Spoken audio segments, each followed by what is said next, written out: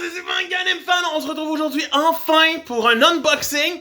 Oh yeah, j'ai une boîte ici et comme vous l'avez vu sur la photo, j'ai une grosse boîte ici. Donc c'est le temps enfin de retrouver un unboxing. Ça me fait plaisir, ça va venir couper l'attente entre les bilans. Étant donné que les bilans se font au début du mois. Mais bon, c'est ça la vie. Vous allez voir la pile de tombes que j'ai déjà lu qui est devant moi d'ailleurs. Ça c'est pour le bilan du mois d'octobre jusqu'à la moitié du mois à peine. Donc vous allez avoir du stock à voir, ça c'est sûr. Mais sans plus tarder, regardons ce que j'ai reçu. C'est parti et go!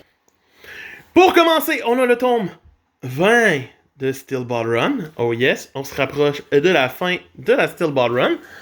Je suis de plus en plus intrigué. J'ai lu le tome 19 récemment et j'ai été totalement bafoué. J'ai tout aussi le tome 23 de Steel Ball Run. Oh oui, l'avant-dernier tome de Steel Ball Run. Vous voyez où je m'en viens avec ça, hein? J'ai aussi le tome 22, bien sûr, de Steel Ball Run. Donc, la partie 7 de JoJo se rapproche de sa fin. Avec aussi le tome 21 de Steel Ball Run. On est proche, on est proche. C'est juste vraiment le fun. J'ai vraiment apprécié ma lecture jusqu'à date. J'ai hâte de voir la fin. Qui, soit dit en passant, est ici! Dernier tome de Steel Ball Run. Donc, bien hâte de découvrir la fin de cette 7e saga.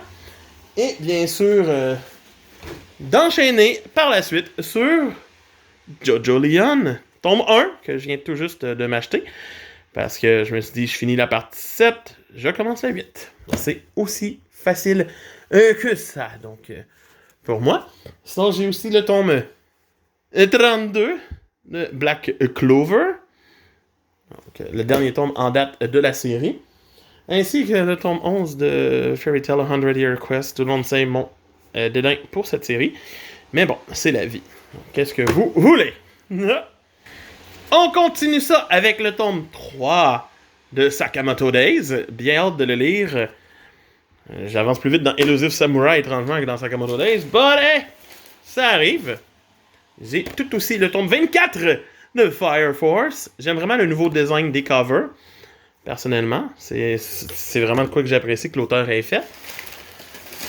On a aussi le tome 21 de Dr. Stone. Série qui ne suit pas un rythme assez puissant pour moi en France, tant qu'à moi.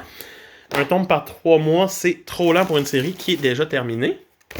On a le tome 6 de Undead Unluck.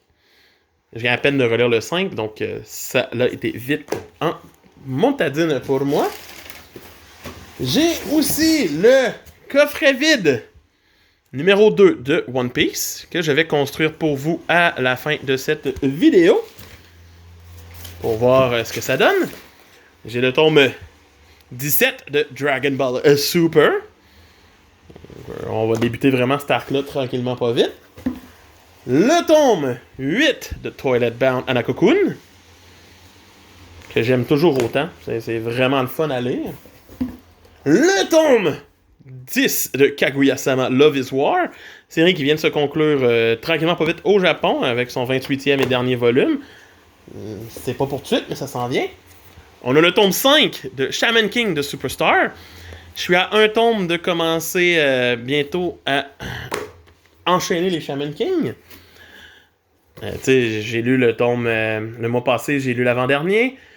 Il me reste le tome qui compile le 31-32. Et ensuite, on se retrouve avec le tome 0 que j'attends. Puis on enchaîne sur Flowers et sur Superstar. Et bien sûr, j'ai le tome 10 de Aohashi. Quel magnifique effet sur la cover. J'aime ça. J'aime vraiment ce que Mangetsu font. C'est super. Donc, voici l'intégralité des achats. Oh oui, ça fait le fun. Ça faisait longtemps. Donc, on se retrouve avec la boîte de One Piece faite. Et voilà le résultat pour l'arc Alabasta. C'est un coffret totalement sublime. Encore une fois, qui contient les tomes 13 à 23 et que j'apprécie tout particulièrement. Donc, c'était mon achat manga récent. Donc, voici aussi l'état de la pile.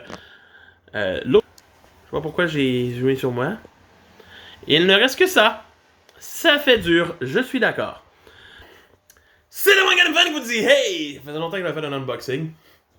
Donc, au plaisir que ça vous plaise, puis à bientôt. Bye!